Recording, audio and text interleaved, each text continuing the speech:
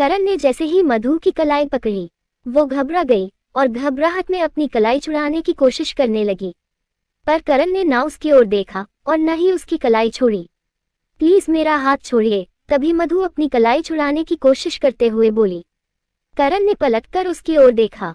दोनों के बीच white colour के पर्दे की दीवार थी, पर फिर भी दोनों एक दूसरे को साफ देख पा रहे थे।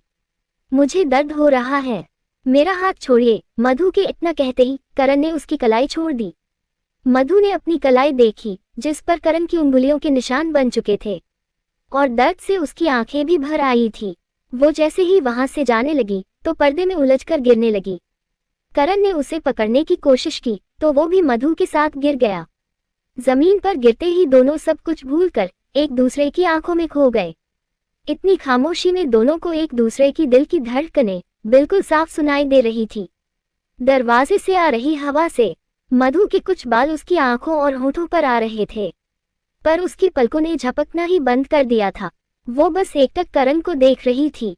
करण ने अपने एक हाथ की उंगलियों से उसके बालों को हटाने के लिए जैसे ही उसके चेहरे को छुआ तो मधु ने अपनी आंखें बंद कर ली।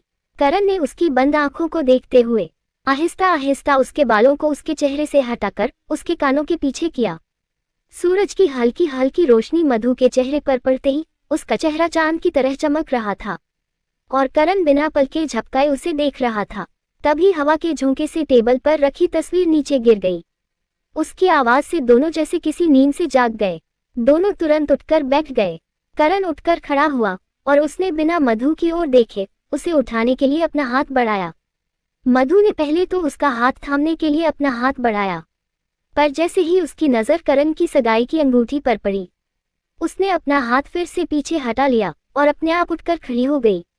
वो बिना करण से कुछ कहे वहां से जाने लगी, पर तभी करण ने उसकी कलाई पकड़कर उसे फिर से अपनी ओर खींच लिया। मधु एकटक उसे देखने लगी और फिर अपनी नजरें झुकाकर बोली, छोड़िए मुझे, मेरे साथ आंख में चौली खेलने की कोई खास वजह? करण ने उसकी झुकी हुई पलकों को देखते हुए पूछा। मधु ने कांपते हुए जवाब दिया, वो मैं यहाँ अकेली थी, आपको आते देखा तो थोड़ा डर गई। इतना कहकर उसने नजरें उठाकर करण की ओर देखा जो उसे ही घूर रहा था। मधु आगे कुछ कह नहीं पाए और उसने फिर से अपनी नजरें झुका ली।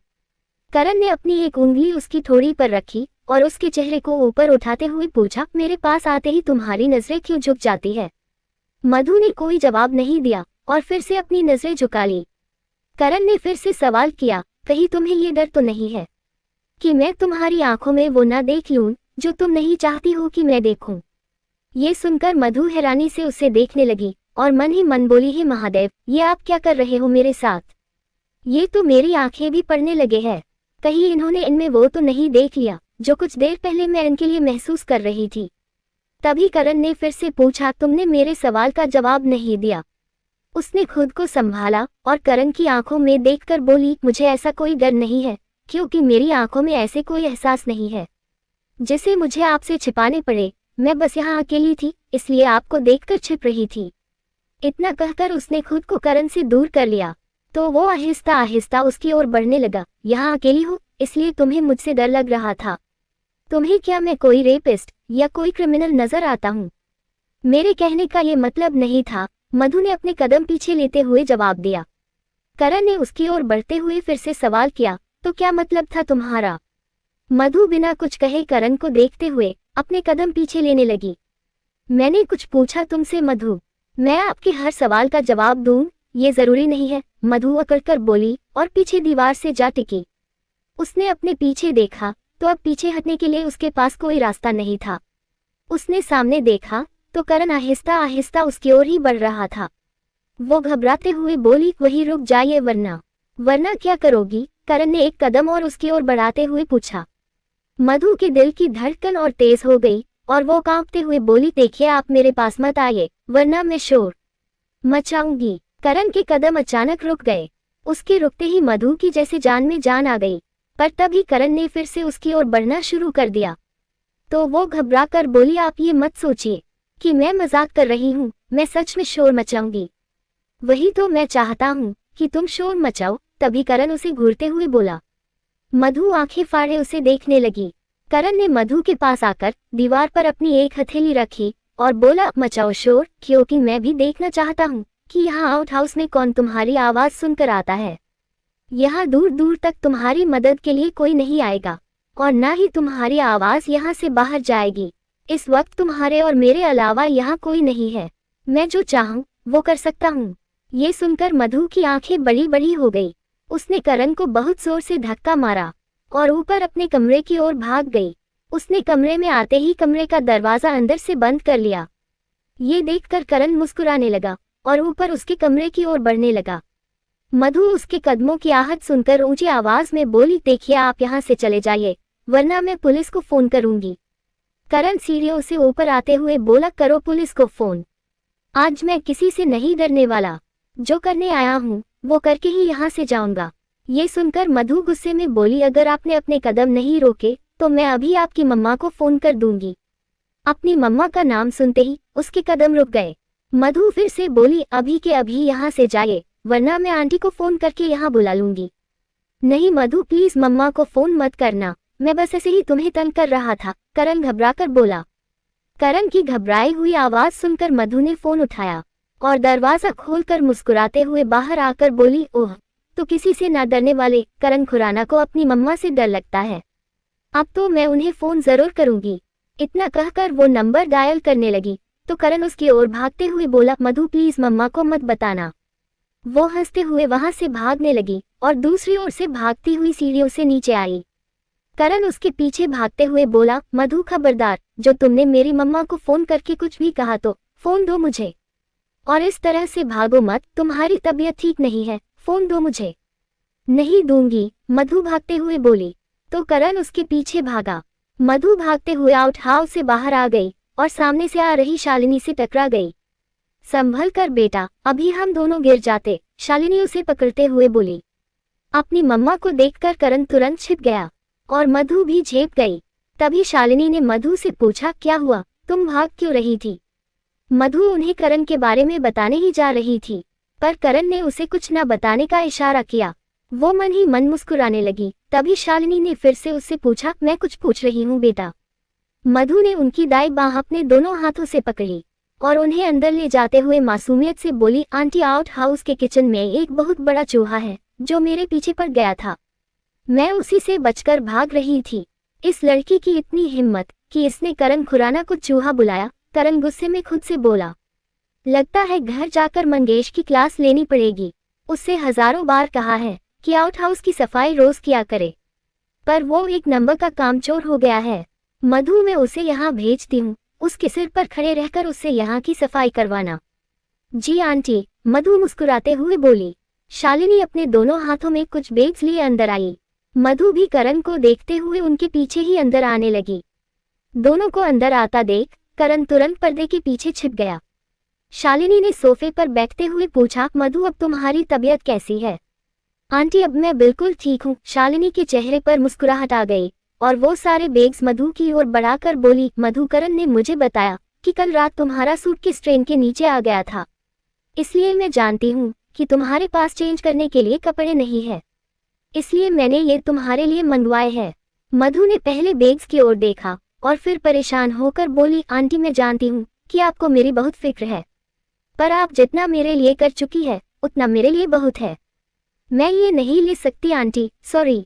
पर मधु, मैं, शालिनी बोली। तो मधु ने उन्हें टोकते हुए कहा, आंटी प्लीज, मुझे ये लेने के लिए फोर्स मत करिएगा। आपका मुझे कुछ भी देना और मेरा आपसे कुछ भी लेना करण साहब को जरा भी पसंद नहीं आएगा, और अगर उन्हें कोई एतराज नहीं भी हुआ तो भी आपसे ये सब लेना मेरे सेल्फ रिस्पेक्ट को गवारा नहीं होगा। आपकी दी हुई कसम की वजह से मैं यहाँ रहने के लिए मान गई हूँ, पर मैं ये नहीं ले सकूंगी। मेरे पास पैसे हैं आंटी, मैं अपनी जरूरत का सामान खुद ले लूंगी, आप मेरी चिंता मत करिए। शालिनी मुस्कुराते हुए उसके सिर पर हाथ फेरकर बोली, मधु, मैंने बहुत प्यार से तुम्हारे लिए ये ड्रेसेस मंगवाई थी, पर अगर तुम नहीं लेना चाहती तो कोई बात नहीं बेटा। वैसे हम एक काम कर सकते हैं, तुम बाहर जाकर अपने लिए कपड़े खरीदने ही वाली थी ना, तो तुम ये कपड़े ले लो और इसका बिल खुद पे कर देना। करण को भी कोई एतराज नहीं होगा। अगर तुम चाहो तो मैं करण से अभी पूछ लेती हूँ। इतना कहकर शालिनी ने करण को आवाज लगाई, करण बाहर आ जा, क्योंकि मुझे पता है कि तू यही है। ये सुनते ही मधु घबरा गई और उसकी आंखें फिर से बड़ी बड़ी हो गई। करण भी चुपचाप बाहर आ गया। शालिनी ने जैसे ही मधु की ओर देखा तो वो छिप गई और उसने अपनी नजरें झुका ली। शालिनी मुस्कुराते हुए बोली, करण तू खुद तो छिप गया, पर आउट हाउस के बाहर खड़ी अपनी गाड़ी को छिपाना भूल गया। करण तुरंत बोला, आई एम सॉरी मम्मा, जो मैं आपके मना करने के बाद भी यहाँ आया। मैं बस देखने आया था कि ये ठीक है या नहीं। मधु हैरानी से उसकी ओर देखने लगी, पर इस बार वो झेप गया। मधु के चेहरे पर हल्की सी मुस्कुराहट आ गई। मैं चलता हूँ, मुझे ऑफिस के लिए देर हो रही है, इतना कहकर वो वहां से जाने लगा। शालिनी के चेहरे पर मुस्कान आ गई, पर करण दरवाजे तक पहुंचकर रुक गया। उसने पलटकर मधु की ओर देखा और बोला, मधु, सगाई की रात मैंने तुमसे जो भी कहा उसके लिए मैं सच में शर्मिंदा हूँ। मुझे वो सब नहीं कहना चाहिए था। मैं उस दिन के लिए तुमसे अपनी मम्मा के सामने माफी मांगता हूँ। I am sorry. उसके सॉरी कहते ही मधु उसे एकटक देखने लगी, तो वो उसके पास आकर बोला, मुझे पता है कि मेरी वो गलती माफी के काबिल नहीं है, पर अगर तुम मुझे माफ कर दोगी तो मेरा गिल्ट थोड़ा कम हो जाएगा। उसने कोई जवाब नहीं दिया, बस सिर झुकाकर सोच में पड़ गई। शालिनी भी मधु की ओर देखने लगी। करण फिर से बोला, अगर तुम मेरी मम्मा की लाई हुई ये ड्रेसेस रख लोगी तो मुझे लगेगा कि तुमने मुझे माफ कर दिया है। मधु ने तुरंत नजरें उठाकर उसकी ओर देखा तो वो उसे देखते हुए वहां से चला गया। उसके जाते ही शालिनी ने मधु से पूछा, अब मेरे बेटे को माफ करके ये ड्रेसेस रखने वाली हो या फिर मुझे पैसे दोगी? ये सुनकर मधु मुस्कुरा दी। शालिनी भी हंस दी। वो हंसते हुए बोली, मधु, कुछ देर में बुटीक से एक लड़की आकर तुम्हारे लिए इन कपड़ों की फिटिंग कर देगी और मैं यहाँ काम करने के लिए रोशनी को भेज रही हूँ। वो यहाँ तुम्हारा ख्याल भी रखेगी और यहाँ का काम भी देख लेगी। रोशनी? मधु ने हैरानी से पूछा। तो शालिनी मुस्कुराते हुए बोली, हमारी मेड है, मैंने उसे सब कुछ समझा दिया है। अब जब तक तुम यहाँ हो वो भी यही तुम्हारे साथ रहेगी, ताकि तुम यहाँ अकेली ना रहो, ठीक है? मधु ने तुरंत शालिनी की कलाई पकड़ी और बोली, आंटी, मेड की कोई जरूरत नहीं है। मुझे अपने घर पर अपना काम खुद करने की आदत है, इसलिए यहाँ भी मैं खुद मैनेज कर लूंगी और अब तो मैं बिल्कुल ठीक भी हूँ। तुम अब ठीक हो ये तो मैं देख ही रही हूँ मधु, पर अभी भी तुम्हें रेस्ट की जरूरत है बेटा, इसलिए यहाँ से जाने के बारे में सोचना भी मत। और वैसे भी आज की न्यूज़ देखकर तुम्हारे माँ और पापा का गुस्सा भी कम हो जाएगा और वो बहुत जल्द तुम्हें फिर से अपने साथ ले जाएंगे, है ना? मधु ने उनके इस सवाल पर हाँ में अपना सिर हिला तो दिया, पर उदास होकर मन ही मन बोली, नहीं आंटी, पापा अब मुझे कभी माफ नहीं करेंगे और ना ही मुझे कभी लेने आएंगे, क्योंकि शिमला की उस रात का सच उन्हें शायद मुझे कभी माफ नहीं करने देगा। तभी शालिनी ने उसके गाल को छूकर पूछा, क्या सोचने लगी बेटा? कुछ नहीं आंटी, बस ऐसे ही। मधु ने इतना कहा ही था कि तभी वहां एक लड़की आ गई। उसके साथ एक लड़की और थी। उसे देखते ही शालिनी उठकर बोली, ये मधु है, ये सारी ड्रेसेस इनके हिसाब से फिटिंग कर दीजिए और हाँ, थोड़ा जल्दी करिएगा। दोनों लड़कियों ने सिर हिला दिया और अपने काम में लग गई। इधर ऋषभ खुराना कंस्ट्रक्शन के ऑफिस पहुंचा, तभी लक्की का फोन आ गया। उसने अपने कैबिन की ओर बढ़ते हुए कॉल रिसीव की। मधु का कुछ पता चला? लक्की ने मीरा के घर की ओर देखते हुए जवाब दिया, अभी तक तो नहीं, क्योंकि मीरा अभी तक घर से बाहर ही नहीं निकली है। मुझे लगता है कि तुम ठीक थे, मीरा ने हमें देख लिया था, इसलिए वो मधु के पास नहीं गई।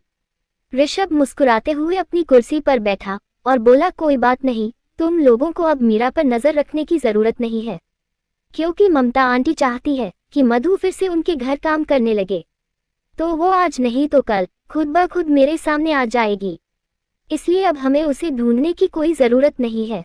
इतना कहकर उसने कॉल डिस्कनेक्ट कर दी और अपना पेन घुमाते हुए बोला, मधु, तुम और खुराना कंस्ट्रक्शन मेरी जिंदगी का मकसद हो। तुम दोनों को हासिल करने के लिए मैं किसी भी हद तक जा सकता हूँ। मेरा प्लान तो पूरी तरह रेडी है, बस उस दिन का इंतजार है जब करण घोड़ी चढ़ेगा। उस रात सब कुछ मेरी मुट्ठी में होगा, मधु भी। इतना कहकर वो मुस्कुराने लगा। तभी उसकी नजर करण पर पड़ी, जो आंखों में ग्लासेस लगाए अपने कैबिन की ओर बढ़ा चला आ रहा था। ऋषभ तुरंत अपनी कुर्सी से उठा और अपना कोट ठीक करते हुए अपने कैबिन से बाहर आया। अकेले आए हो, अपनी पत्नी को साथ नहीं लाए? ऋषभ ने मुस्कुराते हुए पूछा। करण के कदम रुक गए। उसने अपने ग्लासेस उतारकर ऋषभ की ओर देखा तो वो अपने चेहरे पर तीखी सी मुस्कुराहट लिए उसके पास आकर आहिस्ता से बोला, मधु की बात कर रहा हूँ। मधु का नाम उसकी जुबान से सुनते ही करण ने गुस्से में अपने हाथ की मुट्ठी बांध ली। ऋषभ फिर से बोला, वैसे करण तुम्हारी तो ऐश होगी ना। एक तरफ मधु जैसी खूबसूरत बीवी और दूसरी ओर रिद्धिमा जैसी हॉट मंगेतर। करण ने उसकी इस बदतमीजी का कोई जवाब नहीं दिया और वहां से जाने लगा। पर तभी ऋषभ उसके सामने आकर बोला, वैसे मुझे नहीं पता था कि तुम व्यास एम्पायर हासिल करने के लिए अपनी शादी की बात हम सबसे छिपाओगे और मधु को हम सबसे छिपा कर रखोगे। करण ने एक बार फिर अपने गुस्से पर काबू किया और कुछ नहीं बोला। पर ऋषभ यही नहीं रुका, उसने उसे उकसाने के लिए फिर से पूछा, वैसे मधु से मुझे कब मिलवा रहे हो? अपनी गंदी जुबान से उसका नाम भी मत लेना ऋषभ, वरना तुम्हारी जुबान खींच लूंगा। फिर तुम जिंदगी में दोबारा मेरे सामने तो क्या, किसी के भी सामने अपना गंदा मुंह खोलने लायक नहीं रहोगे। करण गुस्से में बोला तो ऋषभ उसे देखकर मुस्कुराने लगा। अब हटो मेरे रास्ते से, वरना तुम्हें रास्ते से हटाना मुझे बहुत अच्छी तरह से आता है, जानते हो ना। ऋषभ बिना कुछ कहे मुस्कुराते हुए उसके रास्ते से हट गया। उसके हटते ही करण अपने कैबिन में चला गया। ऋषभ अपने चेहरे पर तीखी सी मुस्कुराहट लिए फिर से अपने कैबिन में आ गया और अपनी कुर्सी पर बैठकर बोला, करण झूठ नहीं बोलता, इससे ये तो साफ है कि मधु उसकी पत्नी नहीं है। तो फिर मधु का नाम लेने पर वो इतना क्यों भड़का? अगर मधु रोहित के घर काम करती थी तो जाहिर सी बात है कि करण उसे पहले से जानता था और इसलिए उसने शिमला में भी मधु को मुझसे बचाया था। इतना कहकर वो फिर से सोच में पड़ गया। कुछ देर सोचने के बाद वो मुस्कुराते हुए बोला, तुम रिद्धिमा से प्यार नहीं करते हो और ये शादी दादी की वजह से कर रहे हो, ये मैं बहुत अच्छे से जानता हूँ। पर तुम्हारे और मधु के बीच क्या चल रहा है, ये जानना अब मेरे लिए बहुत जरूरी हो गया है। क्योंकि अगर तुम्हारे और उसके बीच सच में प्यार वाला कनेक्शन है तो मधु को तुमसे छीनकर तुम्हारी आंखों के सामने अपना बनाने में जो मजा आएगा उसकी तो बात ही कुछ अलग होगी। ऋषभ खुराना अब एक तीर से दो निशाने लगाएगा, पर उसके पहले मुझे तुम्हारे और मधु के रिश्ते का पूरा सच जानना होगा, पूरा सच। दूसरी ओर मधु नहाकर वॉशरूम से बाहर आई। उसने शालिनी का लाया हुआ ग्रीन कलर का अम्ब्रेला सूट पहना हुआ था। मधु आईने के सामने खड़े होकर टॉवल से अपने बाल पोंछ रही थी। तभी उसने खुद को आईने में देखा। अपना सूट देखते ही उसे करण का माफी मांगना याद आ गया। उसके चेहरे पर मुस्कुराहट आ गई। उसने टॉवल चेयर पर रखा और आईने के सामने बैठ गई। आईने के सामने बैठते ही उसे वो सब याद आया जो आज उसके और करण के बीच हुआ था।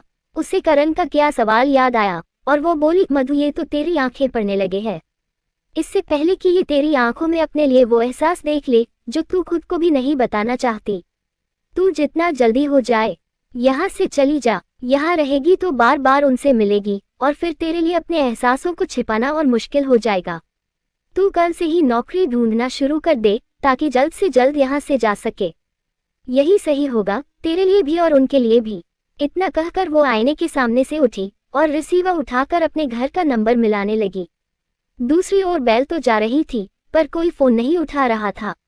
मधु ने कुछ देर कॉल रिसीव करने का इंतजार किया और फिर रिसीवर नीचे रखते हुए बोली, सुबह से कई बार फोन कर चुकी हूँ, मुझसे बात करना तो दूर पापा ने फोन तक नहीं उठाया। एक बार ही फोन उठा लिया होता पापा, भले मुझे वापस आने के लिए नहीं कहते पर एक बार मुझसे ये तो जान लेते कि मैं कैसी हूँ, कहाँ हूँ, ठीक हूँ या नहीं। इतना कहते हुए उसकी आंखों से फिर से आंसू बहने लगे। वो खिड़की के पास आकर खड़ी हो गई। उसने पास रखे टेबल से करण की तस्वीर उठाई और उसे देखते हुए बोली, आपने बड़ी अजीब सी किस्मत लिखी है आपने मेरी महादेव। पहले इस दुनिया में आने से पहले ही आपने मुझे नाजायज बना दिया और फिर शिमला की वो रात मेरी जिंदगी में ले आए। करण साहब के साथ मेरा नाम जोड़कर आपने मुझे सारी दुनिया की नजरों से गिरा दिया। फिर मेरे अपनों को मुझसे दूर कर दिया। मुझे मेरे घर से बेघर करके यहाँ करण साहब के घर ले आए और ये जानते हुए भी कि वो किसी और के होने जा रहे हैं। आप मुझे और उनको बार बार करीब ले आते हो। मैं जितना उनसे दूर जाने की कोशिश करती हूँ आप मुझे उतना ही उनके करीब ले आते हो और अब आप मेरे दिल में उनके लिए प्यार का एहसास जगा रहे हो। क्यों कर रहे हो आप मेरे साथ ये सब भगवान? मेरी जिंदगी में पहले ही मुश्किलें कम नहीं है, फिर भी आप मुझे दर्द के ऐसे अंधेरों की ओर धकेल रहे हो जहाँ से मैं कभी बाहर नहीं आ पाऊंगी। अगर आपको मेरे साथ यही सब करना है तो कि मैंने अपनी जिंदगी किस्मत के हवाले। आज इस पल के बाद मैं खुद को किसी भी बात के लिए नहीं रोकूंगी। अगर किस्मत में आंसू लिखे हैं तो यही सही। अब मैं इन आंसुओं के साथ ही मुस्कुराने के लिए तैयार हूँ। अब मैं ये देखना चाहती हूँ कि आप मेरी ये कहानी किस राह पर जाकर खत्म करते हैं। मेरी हिस्से में खुशियाँ आती है या फिर आंसू। इतना कहकर उसने अपनी आंखें बंद कर की। इधर शालिनी अपने कमरे में बैठी मुस्कुरा रही थी। वो भी खुद से बोली, आज करण मेरे मना करने के बाद भी मधु से मिलने गया, और मधु ने भी उसे मेरी डांट से बचाने के लिए झूठ बोला और उसे माफ भी कर दिया।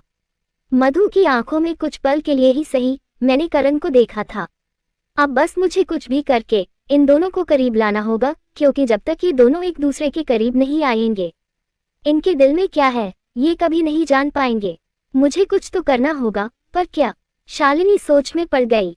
इधर खिड़की के पास खड़े खड़े कब अंधेरा हो गया मधु को पता ही नहीं चला। पर जैसे ही उसका ध्यान बाहर गया तो अंधेरा देखकर वो खुद से बोली, मधु तेरे महादेव तो तुझसे बहुत नाराज है, इसलिए अब तो वो तेरे लिए कुछ भी करने से रहे। अब तुझे खुद ही अपनी जिंदगी में रोशनी करनी होगी। वो लाइट्स ऑन करने के लिए जैसे ही पलटी तो अचानक लाइट्स ऑन हो गई। रोशनी होते ही उसे सामने खड़ा करण नजर आया। मधु फिर से उसे एकटक देखने लगी और करण भी उसे ग्रीन कलर की खूबसूरत सी ड्रेस में देखकर देखता ही रह गया। लेखिका कविता वर्मा। अगर आपको मेरी लिखी कहानियां पसंद आ रही है और आप इस कहानी को आगे भी पढ़ना और सुनना चाहते हैं तो मेरे चैनल को लाइक करें, शेयर करें और आज ही सब्सक्राइब भी करें। Thank you for watching this video.